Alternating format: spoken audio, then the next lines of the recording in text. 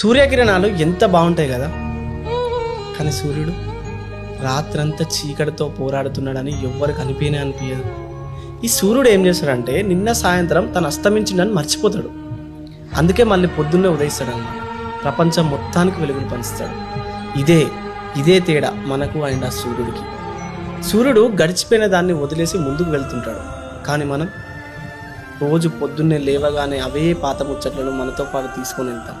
అదే చేదు భావంతో మనల్ని మనం నిందించుకుంటాం. ఇవే మనల్ని జీవితంలో ముందుకు వెళ్ళకుండా ఆపుతాయి. చూడండి, ఇదే జీవితం అంటే.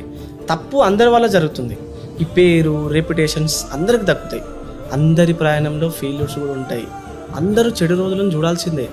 కానీ ఈ అన్ని విషయాలను మర్చిపోయి ఎప్పుడైతే జీవితంలో ముందుకు వెళ్తారో అప్పుడే ఈ ప్రపంచంలో అండ్ ఆకాశంలో సూర్యుడిలాగా మారి మెరుస్తారు. అందుకనే ప్రతిరోజు మేల్కోండి, ఒక కొత్త జన్మతో, ఒక కొత్త ఉత్సాహంతో, ఒక కొత్త లక్ష్యంతో పాటు. ఎందుకంటే ఈ గడిచిపోయిన మాటలు, బాధలు, కష్టాలు అన్నీ మిమ్మల్ని బాధ పెట్టడం కోసం మీ లైఫ్లోకి రావు. కేవలం మీరు దాని నుండి బయటపడి జీవిత లక్ష్యాలను ఎలా సాధించాలని నేర్పించడానికి మాత్రమే వస్తాయి.